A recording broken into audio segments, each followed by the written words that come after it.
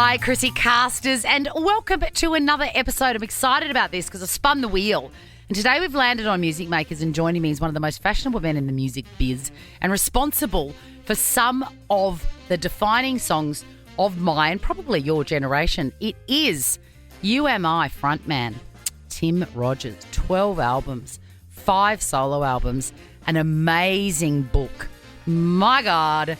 Please put your hands together and welcome to the ChrissieCast, the delightful, intriguing, elegant Tim Rogers. Welcome to the ChrissieCast, Tim Rogers. Hello, Chrissy. Hey, great to see you. Thank you so much for coming on. Yeah, it's a wonderful privilege. It's good to see you. I have spun up originally the Music Makers, and that's where you come in. And then we've spun up the diary entry, because I found my old diary from 84 and 85. That brand must have been on 85. Yes. You know, when this came, there was the prospect of us talking about diary amongst the other things, which horrified me. But in one of the lockdowns, sort of a time, well, let's not talk about it again, but I went back to my old study books, law books and literature books from university, and which I hadn't opened in 37 years, and because I thought how embarrassing it would be, because I'm one to take little notes in the marginalia. Yeah. In the margins. In the marginalia. In the marginalia, which is possibly a misuse of a term, but what others call pretentious, I call aspirational, so I'll use it. And I found a bunch of books and looked, and all the encryptions, little annotations, thank you, that I'd taken. They sounded exactly like me now. So the 18-year-old didn't sound that different to the 54-year-old, or however old I was then.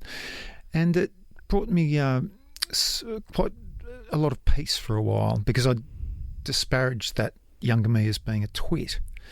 And reading the annotations, I thought, no, that's on. It was in Kenneth's lesser poetry books. That's a really interesting observation, because I think that we are born exactly the way we are, and I feel the same as I always have. It's only my body that's older. I was wondering about this yesterday, because I began reading Richard Flanagan's new book, Question 7. Oh, yeah. And Is it good, by the way, so far? It's actually exceptional. I'm a very big fan. I've never been more starstruck meeting anyone than Richard Flanagan in a Hobart pub in 2017. Or maybe it was before that, because we talked and I met his daughter Rosie, and the next day he had to break a date that we had, because he said, I've got an idea for the last paragraph of the book I'm finishing. And it must have been before that, because the book was The Narrow Road to the Deep North. Right. And so I went off to an American tour the day after, but this Richard Flanagan's got a new novel coming out, was just reverberating in my mind the whole time. And it was Narrow Road to the Deep North, which is easily one of my 4 favourite novels of all time. And you were instrumental in making it happen, because you didn't crack the shits when he cancelled your date. Oh, I'm used to people cancelling it. You know, I mean, look at me. But it was just quite something being in the presence of a novelist, and that fiction writing has always intrigued me. And I've tried it, and I'll try it again. But just that mind. Anyway, Richard was writing about how a not near-death experience, but a death experience at the age of 21, how that did actually change him, and who he was before that, and then this great trauma. What do you mean, a death experience? Well, it involved canoeing, kayaking in extremely treacherous waters, and I think my memory of the way he wrote about it initially was trying to do the Bass Strait. I could be very wrong, or at least a section of it. Yeah. And he was, again, just from memory, and I do apologise to Richard, dead for a little while and was revived. And wow, he feels that his life since then is not a palimpsest, but a version of himself. And so, of course, then I was thinking, I wonder if, because feeling that I'm the same as the kid in Kalgoorlie at the age of 2 as I am at 55, just bodily a little different. Yeah. But my nose has stayed the same. You were talking about having a go at fiction. I read your memoir, Detours. I got that to pay a hotel You just bill. crossed your eyes. Well, it was an interesting experience. I met a lot of really wonderful people. My agent, Melanie, and Catherine Milne at HarperCollins, and met a lot of authors through that experience. So I'm really grateful for that experience. But I finished the book to pay a hotel bill in Kalgoorlie. I went out there with my dad in about 2015 to watch some footy, and Dad was very sick by that time, and we thought, let's go out and see the footy finals because he was an umpire out there, and we racked up quite the tab at a number of Kalgoorlie's finest establishments. And when I came back, I started writing about it, and my agent, Melanie Ostel, said, you've really got to pursue this. And I thought, well, if I get a tiny advance, I can pay that bar tab and hotel bill in Kalgoorlie. And so, look, I'm pretty sure novelists have done, and writers have written books for less noble means than paying bar tabs. Well, I signed a contract for it's a very regrettable job, and that was to get me out of a... Are you allowed to talk about it or no? I mean, I can. So it was for like a... You must. It was like a weight loss, thing. It was years and years ago before I worked out how I felt about that sort of stuff. Yeah. And now I don't talk about my body at all. It's not open for discussion. Was there a date that you had the point where you went yes and then no, or just a feeling it was increasing? Part of kind of a raft of changes that I made in my life when I really started to interrogate how I felt about things and where I stood on things and what made me comfortable and uncomfortable, and that was one of them. That I just went along with so many things because that's what's expected. And when you do that and it doesn't really fit you, you get sad. Like, yes. It's awful. And anxious as well. And very anxious, yes. Feel that you're representative of something that you don't have a belief in. And of course, throughout history, haven't we just been, oh, look, there's a person looking this way. Oh, you're a female. That's it. Let's pass comment. Yeah. I will remind you that you said that I'm taller than you thought I was. You are taller than you thought. And I don't know why I thought you were because of the whole tiny man. I thought you were a little tiny fellow. Well, the Rolling Stones are a classic example of that. Anyone who's ever met them will say, humongous personalities, but my lord, they're diminutive. They're English war diet. Because you are quite fine. So when you are so fine. No, like you're elegant. So because I'd never seen you in person, I just assumed that elegance came in a smaller package. We did meet a year and a half ago. It was very brief. It was at radio. And I remember it very fondly. Yes, it was in and out, but we haven't communed. Yeah. Yes, the cliches of the modern musician, I do grab many of them because I think that the cliches are being the wrong cliches are there. That image of if you're in a rock and roll band, you're supposed to be disrespectful and perennially lascivious and on the take, and there's elements of that are fun and good to share, particularly if you can do all that and not trash a hotel room, because that means harder work for someone the next day and as an ex-hotel room cleaner. I respect that. And also people get hurt. And so I think there's a way of being interesting and being, in inverted commas, rock and roll, but doing it in a way where no one actually gets hurt or necessarily offended, because being offensive isn't part of being rock and roll. I think the only essential thing about being rock and roll, apart from the music, is just to be interesting, because we're supposed to do the things that others who thankfully edit themselves and think twice about their behaviour, we're supposed to be the ones who just jump. And do you think you're an interesting person? I'm interested. And I've been in interesting circumstances, but at the core, I don't think I've met interesting people who have lived through horrific experiences and traumas and lived through it, and I find that of incredible interest, and then met very, very bookish, intelligent people, and I've met people who aren't bookish but have a brilliant human intelligence, and I'm not one of those, but I do, I think, listen. Yeah. And I enjoy studying and learning, and so that's where the interest lies. How important is curiosity to you? Essential. And particularly with my father, when he got sick and before he died, and he was sick for a very long while, but he seemed to lose some of the curiosity that he lived with, and I found really intriguing about him.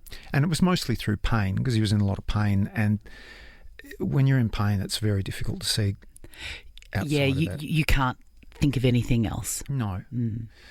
And with all great respect and love to him, I just thought I just need to keep my curiosity up and not scleroticize and just kind of close up. And of course, with the good fortune that I've had health-wise, as long as that lasts, the curiosity is there, because just there's so much to learn. I picked up a book off a friend in Malmesbury the other day.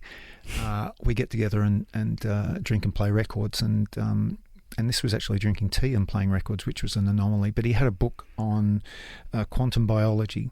Now, I've never studied science. I'm interested in it, but this book on quantum biology is frying my brain with wonderful information. Wow. I mean, I didn't even know it existed, but it's about all those neuro pathways getting forged through. I love that feeling too. It's just wonderful. And oh no, sometimes I hate that feeling. Actually, I've just realised I had to learn about accounting, and it was like dragging a dead body over a fence in the middle of the night. Like it was so hard. And then frustratingly, a week later, it was like I'd never learnt a thing. There are some things that I do not like to create new neuro pathways for. Was the attempt to study accounting so you could become accountable? Well, no, it was just so that I knew about money. I don't know anything about money, and I'm scared of it. Yeah. And I thought, here's a good thing. If you're scared of something, get to know it. And I tried to get to know it, and I prefer ignorance, to be honest. If I end up, in jail, then you heard it here first. I've said that to my accountant, who may or may not be my mother, just last week. God, said, you're lucky. Well, yes, I am. She's a wonderful woman and a great friend, apart from being my mother and possibly my accountant. But she said, haven't you been on the road all year? You haven't been home in 4 months? I said, yep. I said, you're broke. I said, oh, no. Okay. Oh. Okay. Maybe you could write the other book, get the advance. Catherine Milne, HarperCollins. What brings you joy, Tim Rogers? Other people's happiness, I think. I love, if I'm not struck by a blue, I won't call it depression. That's another thing completely. But if I'm blue and other people's happiness, sometimes I take that as I get envious of it. But a day like today, we're feeling very good and balanced. Seeing other people happy, people out having a cup of tea or sitting outside and having a beer and laughing with each other, that's about it. I mean, apart from the big ones, like my daughter's eternal happiness is my eternal happiness. And I was with her in New York just a couple of weeks ago, and we were sitting there just smashing tins in the East Village, and she just looked so happy and healthy, and she was telling me about her latest relationship, which she was a little cagey about telling me for reasons I won't go into because it's her story. And my response was, well, you're an intelligent young woman. You're an intelligent woman. It doesn't matter what I think. You're 23, you make good decisions, and you just seem really great. And so it doesn't matter what I think, I know the guy. He's a little too good looking. And he's a singer in a rock band. They do say that, we end up with our fathers. So what's a gal to do? Oh, my God. That's nightmareville. Although I did get contacted by someone recently who I was romantic with when I was very young, and she contacted me the first time in 40 years, and my first response was, "I'm so sorry. I just knew nothing about anything," and she said, "You're actually really lovely." So yeah, I was going to say, I bet you that was not her memory at all. Have you had that experience? Yes, I have. Yeah.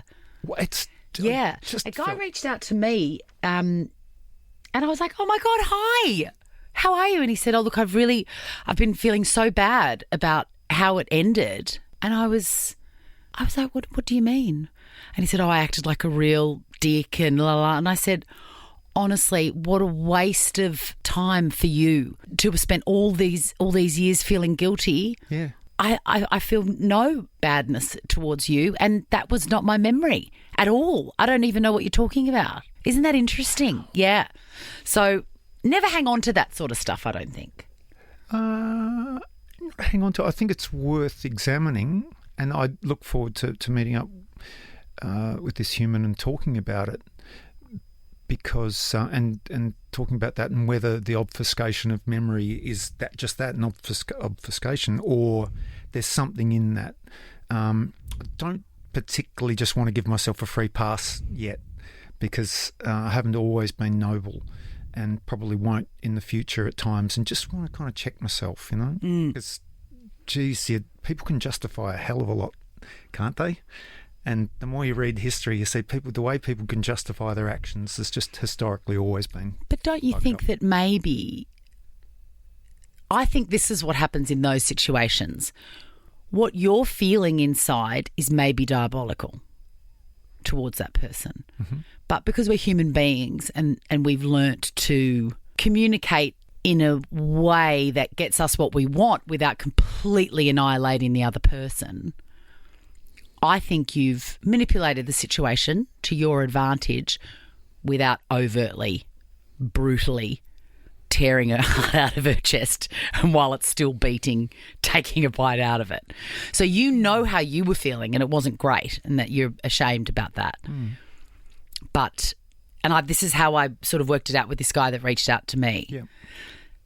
The way he was feeling was not great. He didn't tell me that.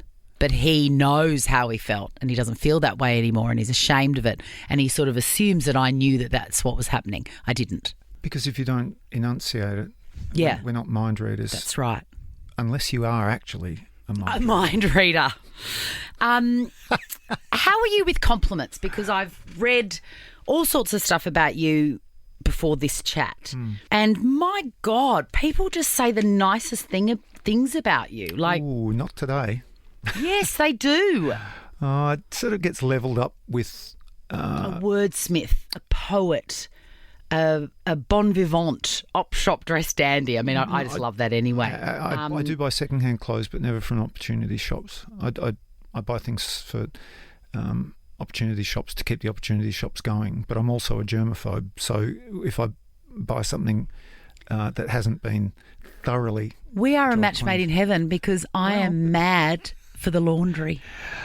Yeah, So I could give you that wonderful peace of mind to just go crazy wherever you want, and then you would hand it to me, and the next day, 24-hour service, Tim Rogers. Oh, I'm big on doing my own laundry. Not God, I love reason laundry. Other than I just love it done. But I was just in Europe last month with the Hard-Ons. We were doing this tour, and one of my bandmates is similar to me in the fastidiousness of, what we call mysophobia and germophobia. And when you're in a group like the Hard-Ons, you're at least 24 times a day confronted with situations where that you're challenged. And so my bandmate really and I would have to just navigate that. But once we express to each other that we're of a similar way of thinking, we look out for each other in kind of silent ways, because we just don't, everyone doesn't need to know. And so what does that look like, to look out for somebody who shares that germophobia?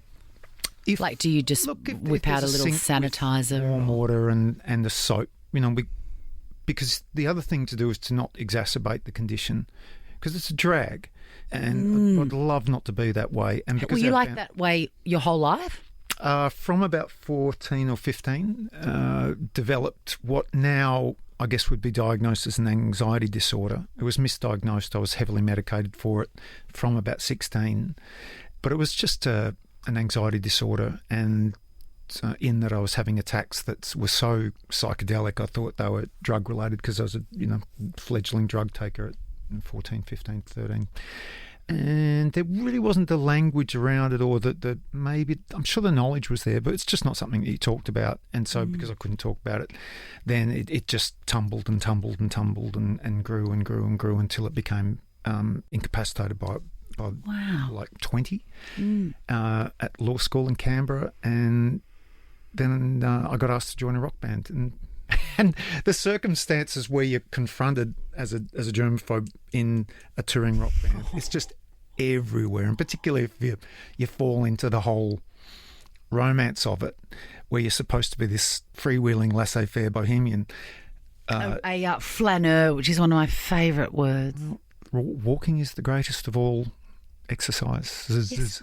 Yes, it is. Yeah. It's changed my life. There's a great book called Flaneur. Yes. Because flaneur has been typecast as a gentleman.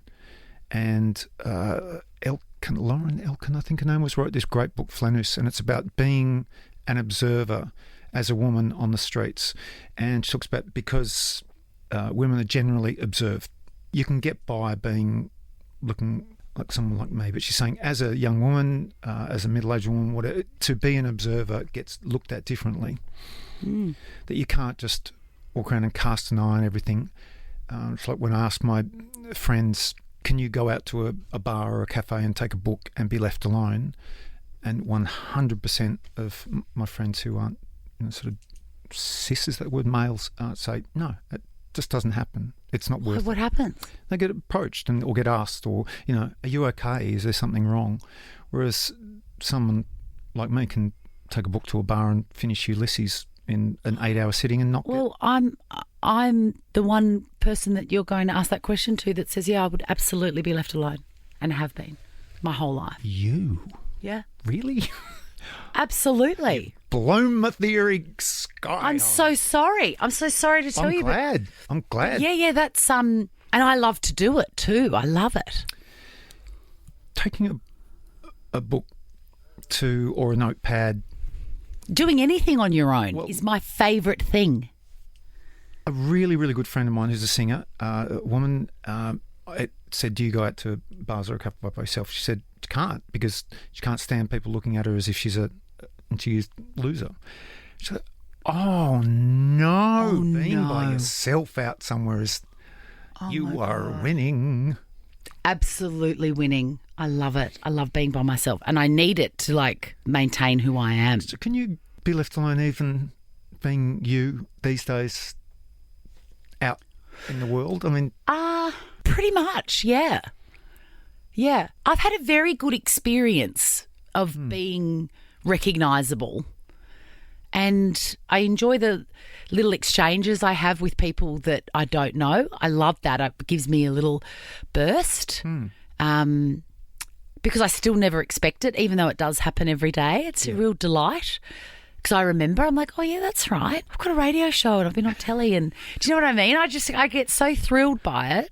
But in terms of when I, go to the movies on my own or grab a, bowl of pasta at Mario's on my own, nobody ever, just nobody ever contacts, approaches me, or I've never been asked out. I haven't had that experience that I know a lot of women do where they feel, annoyed that they're always a sexual object, that, men are always like, hey, can I buy you a drink or whatever. That question has never been asked of me.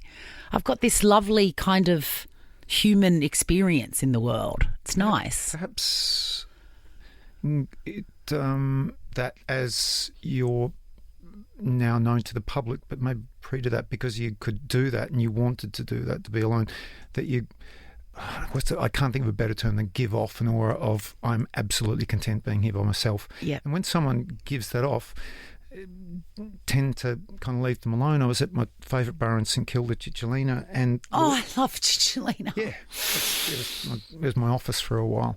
Best people in the world, and Lloyd Cole, the English singer-songwriter, Oh my was God. sitting there, and I was nearing the end of my shift, writing and drinking at Chich, and looked over and thought, there's Lloyd Cole, one of my lifetime heroes. And so I bought him a whiskey, sent it over. Darling, dear departed Patrick, gave him the whiskey, and he looked over, and Lloyd motioned to me. And I just went and said, I'm not going to take any of your time. I'm going to vacate now. And he said, but why don't you sit and have a drink? And I said, I've got nothing to give. I love what you do. I love your songs. Bye. I have a Lloyd Cole story. Oh yeah. I saw him at the airport back, when Rattlesnakes was around. I just love him, and I've always been very respectful of famous people. Yeah. And I wouldn't exactly the same as you in that you go, I don't need to tell you that I love you, or I don't need to take any of your time, but I'm thrilled to see you. Anyway, on this occasion, I thought, I just really want. When was Rattlesnakes? And 86. She crossed herself as she put on her Forest Fire. Holy Forest shit! Fire is the absolute apex of that record. Last song, I agree. side one. I've got goosebumps everywhere. Yeah. I'm with you there. She don't calm down, she will burn herself out. Anyway. Like a forest fire. Well, doesn't that make you smile? And As then his it friends changes. just walk- I believe in love. Boom. Oh my God, amazing. Anyway, I wanted an autograph because it was back in the, late 80s, I guess, yeah.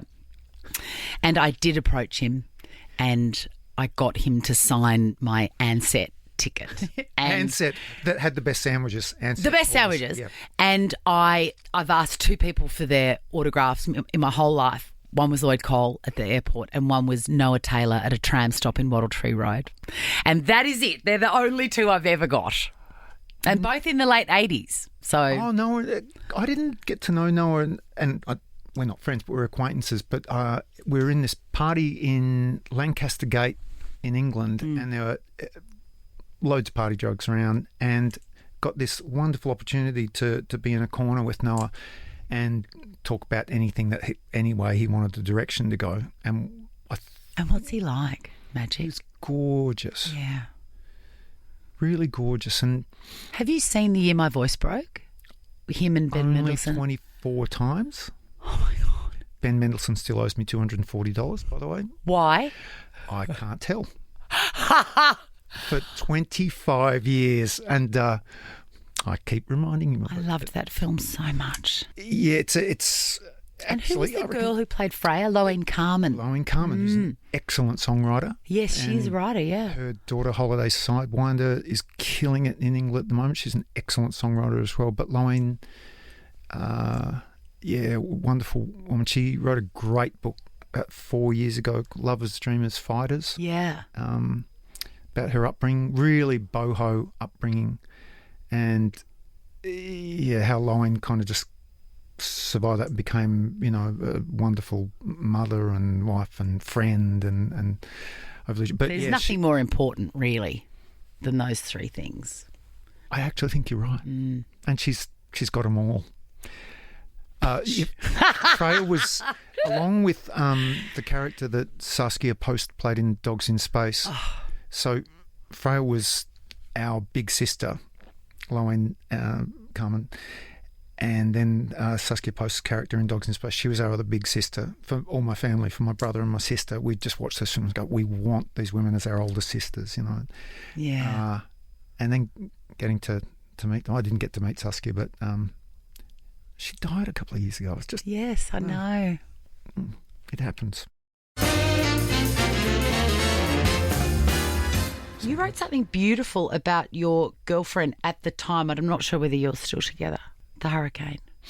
She's a little like the past, a little like the future, a little like home, and a lot like a holiday. That is like the most beautiful thing I've ever read. We're not still together, unfortunately, but we're very good friends, very close friends, and Yeah, Do people understand that, how you can do that? I'm very good friends with my ex-father of my 3 kids. And That's so the big many one. people say, oh, I couldn't do that. And it's not hard. Well, depending on the circumstances, of course. I have a relationship with the mother of my daughter. We're geographically very distant, and it was upsetting how it ended, and very much so. But we have a relationship. I think respectful. I hope so. Anyway, look, the same holds true. What I wrote. I mean, people, unless something really sort of traumatic happens, or a truth is uncovered that you didn't know, and it seems to blow that trust out of the water. Or if she'd been tricking you the whole time, like a Netflix doco.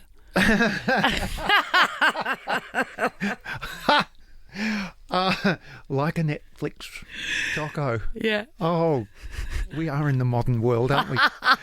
says me watching the new Elvis 68 comeback special on the Netflix the other. God, I love Elvis. You know, I did a pilgrimage to Graceland. It was all I ever wanted to do, and I went and I cried the whole way there. It's just there last month. For the first time? No, but we were in Memphis. My partner was doing a ballet in Tulsa, Oklahoma, and she finished that for the Tulsa Ballet Company, and beautiful, beautiful piece. And then we went to Memphis for my 55th birthday, and had. Where did you eat? Alsenia's southern style restaurant in the I think it was South Memphis. Yeah, Alsenia's. It's a funny old place. It feels like it hasn't got enough people in it. Like it's so big and grand and Memphis streets, yeah. And then there's just nothing. There's nobody there. We were in the neighbourhood in the suburbs, and I love that because there's cookouts and house parties, and you just get to. And then when we walked to past the Peabody and I stayed at the Peabody. Oh, you stayed at the Peabody? Yeah. Mm.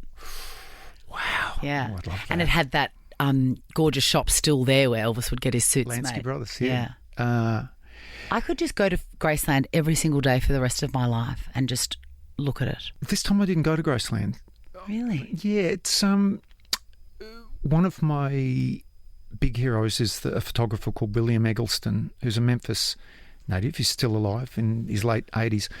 And why I got into him was through the music of Big Star and Alex Chilton. And there was this whole kind of bohemian Memphis scene in the 60s and early 70s, surrounded in this part of town called Canton.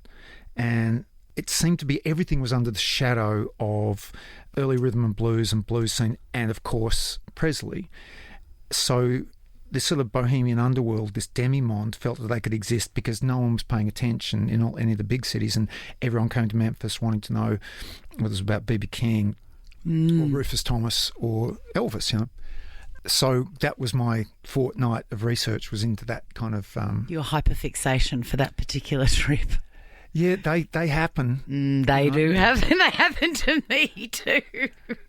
And now because we live in the country, coming into Melbourne is like, ooh, hyperfixation. Yeah. Right, going to go to Mario's. When you mentioned Mario's for a bowl of pasta, oh God, my knees almost buckled. Oh, I know. And if you do end up there on this trip, make sure they do this cake only sometimes. It's like a coconut cake, I think. And actually, I think I introduced it to a friend of yours, Scott Ryan. So I don't know Scott Ryan, but I'm a massive fan. Oh, my God, you would love him. I can't believe you're not friends with him.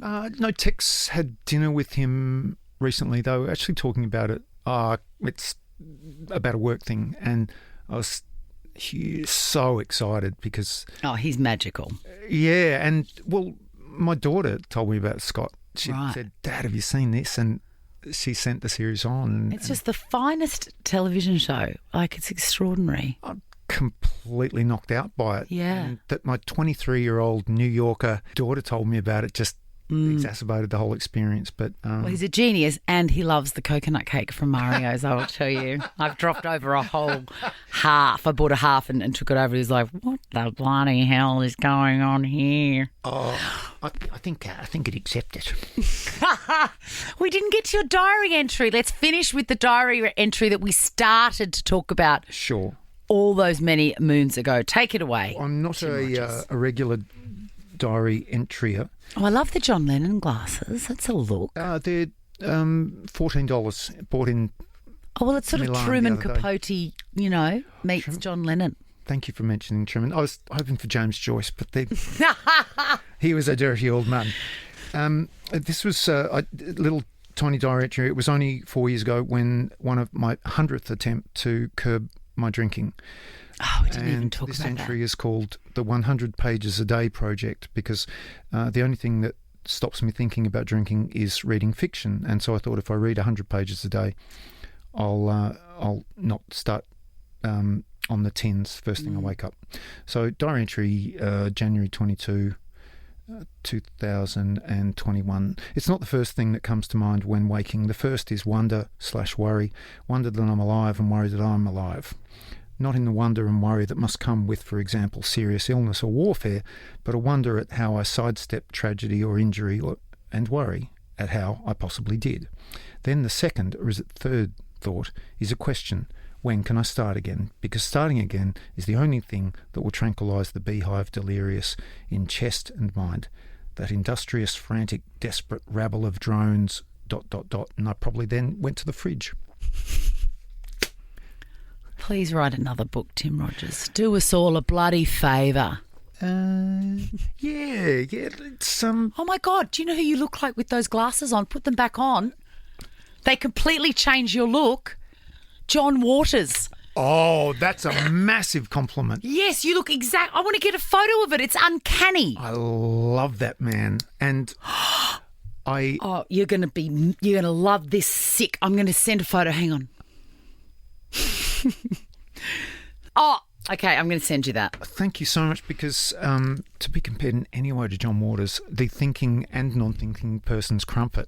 I went and saw his Lennon show 2018 and it was just, I knew I'd be just torn What's it asunder. called? Something a glass onion or Glass something? onion, yeah. Yeah. Yeah, just wonderful.